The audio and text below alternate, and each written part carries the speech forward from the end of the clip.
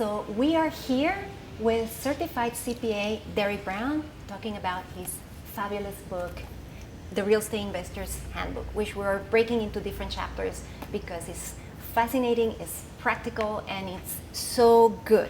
So in this episode, we are going to be talking about rental income tax. This is not financial advice. If you need financial advice, contact Derick.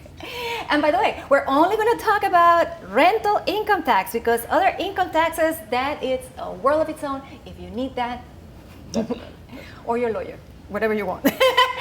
And if you want to buy this book, by the way, there's the link underneath. We're not taking any royalties. We just want you to be prepared.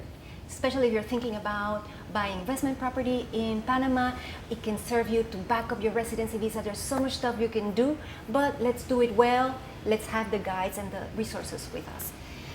So, Derick, the hot question in everybody's mind. If anybody purchases a property in Panama and gets it rented, so they bought literally like an investment property, let's call that a residential apartment. Okay. Do they need to pay taxes in Panama on that rental income? Short answer, yes. However, it depends. So, I the love yes that's is such a CPA lawyer answer. everything depends. Exactly. So, the obligation is once you rent out your apartment, the obligation is to file annual income taxes and keep monthly accounting records. Mm-hmm. However, the income tax itself depends on the taxable net profit.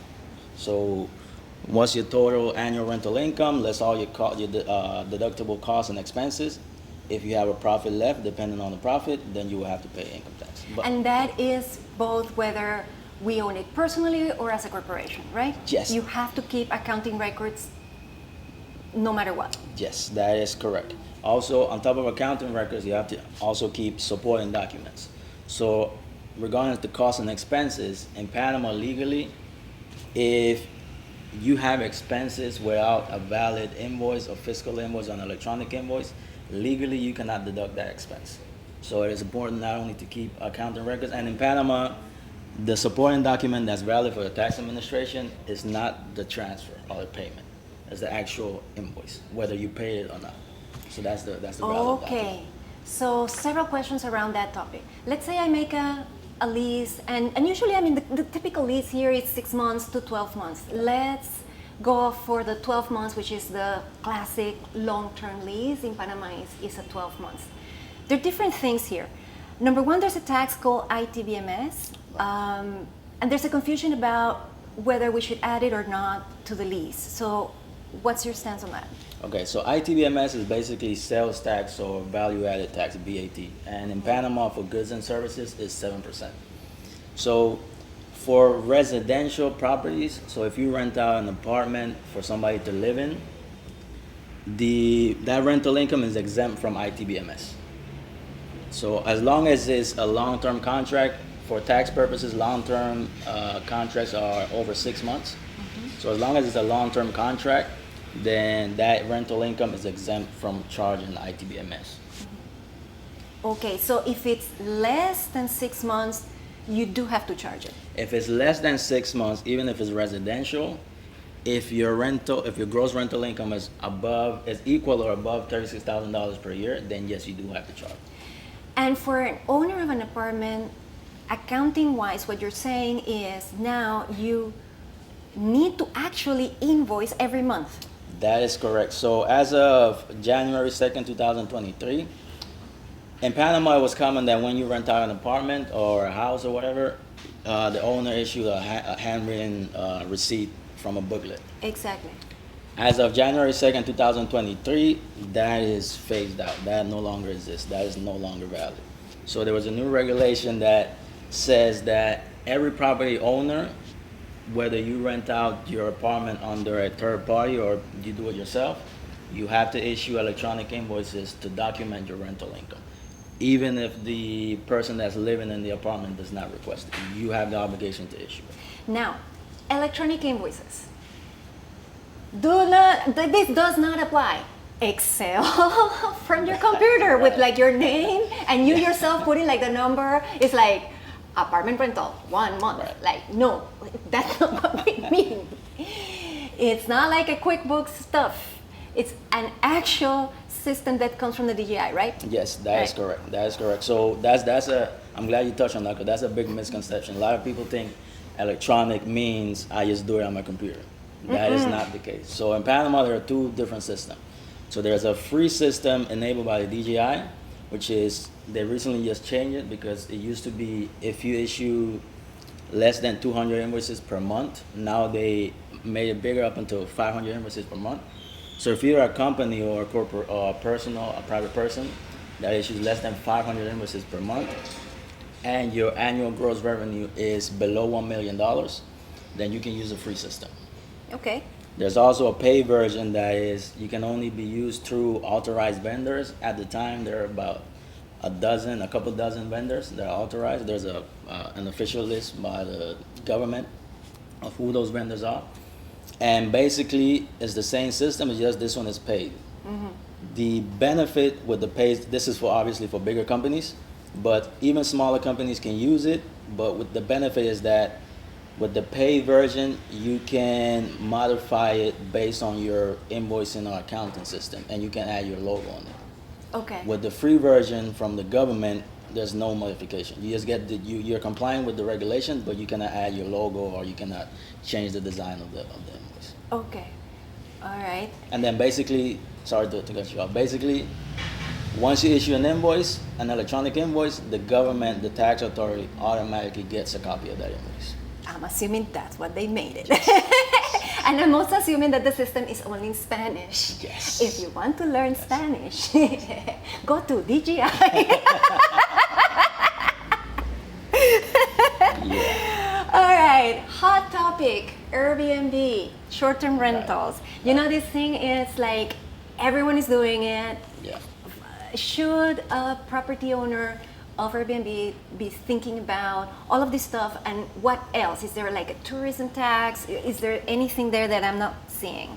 Yes. So this applies specifically to Panama City.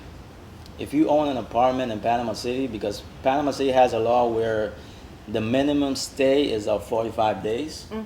So if you're renting out your apartment through Airbnb, which is obviously for shorter stays, you cannot do it legally in Panama City unless you register with the Tourism Administration. And then you will need to get a tourism license for touristic accommodations. That way you can legally rent out your apartment for less through Airbnb in Panama City. If you don't do that, the law states that the fines can go from $5,000 to $50,000. So if you want to rent out your apartment in the city through Airbnb, the besides everything we just mentioned, the other thing would be to get a license from the Tourism Administration. I've consulted with several people and I've heard different things. I'm gonna ask you, not gonna hold you to it, but I'm gonna ask you. Like in Panama, I asked the same question 3 times. Can you register an individual apartment of a residential building for this license? Yes. Yes. Can you? Because I've heard that it has to be the whole building. There is a separate, so in the tourism law, there is a separate category for the whole building. But there is a possibility to register an individual An apartment. individual apartment. Yes. Okay, that's interesting to know. Knowing the complexities that you know and the fact that most of these systems are in Spanish, and now with the monthly obligation of being on top of the facturas and the invoices and all of that, what would be like your hand on the heart recommendations for foreign investors, especially those who don't speak the language? They're not going to be here. What they want is passive investment. Right. So my recommendation would be, when you come to Panama to either look at the property or to sign all the paperwork, make sure you set up a meeting with an accountant or a tax expert while you're in Panama. The reason for that is when you do that, that professional can let you know everything that you will need to know and sign all the paperwork that they will need to handle business on your behalf here while you're not in Panama. Because what usually happens is the investor usually contact us months after they purchase the property, and then they want to know how much they got to pay in property taxes. Now in Panama, your property is in the DGI is linked to an email address. is usually linked to the previous owner email address. Now, to change that email address, if the property is owned by a corporation, then that can only be done physically in the DGI office through a power of attorney. If it's owned by a private person, it can be done with a simple notarized letter, but it has to be an original. So for us to do that, then if you're on the other side of the world, you have to send us a letter.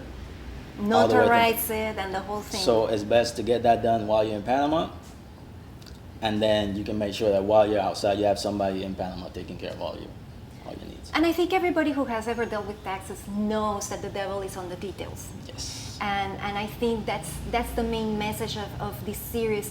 And one of the things that I love about the book is that it will give you the tools to know what to ask. Because so many times we don't even know where to start or what's like the 10 things you need to ask.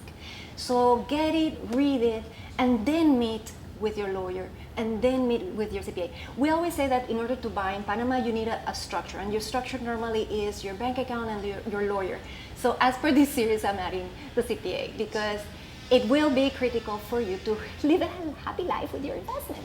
But in order for you to be conversant on these things, do get the book, get the basics right, write down your questions, and ask until you get everything that you need so that you're well prepared. So thank you, Derick, for this episode. This has been incredible. I've learned a lot because, believe me, leases are our day-to-day and the regulations change. So now we're going to be sending this episode to a lot of people. And if you like this video, subscribe or buy the book and buy the book. And keep tuned because in our next video, we're going to be talking about real estate sales taxes in Panama.